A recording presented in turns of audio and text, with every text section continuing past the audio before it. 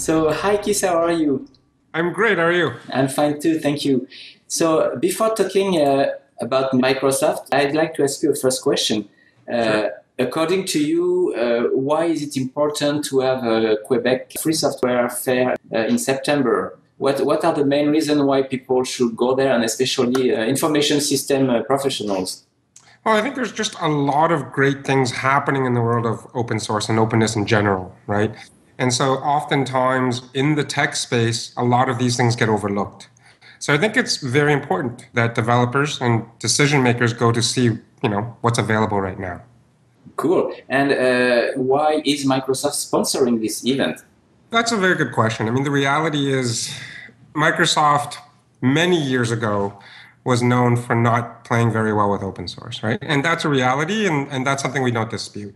But the world has changed, and Microsoft has certainly changed. And we certainly see a lot of value in the open source ecosystem. And I think the open source world also sees a lot of value in working with Microsoft, right? So I think it's a great opportunity to, again, reinforce that Microsoft is very pro open source and openness in general. And I mean, if anything, our cloud demonstrates that best, right? I mean, Linux and open source in general is a first-class citizen. How do you see the evolution in the future between open source and proprietary systems? Will there be a turn in one direction or the other?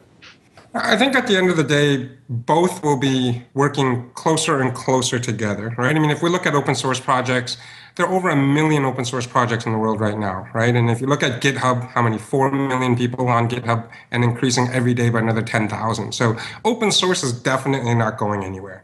At the same time, there's always going to be a need for companies like Microsoft and other proprietary software vendors, right? Let's not make any judgments, whether it's open or proprietary. The key is to really work together and finding the most interoperable and open solutions. And I think it's going to be a great future together.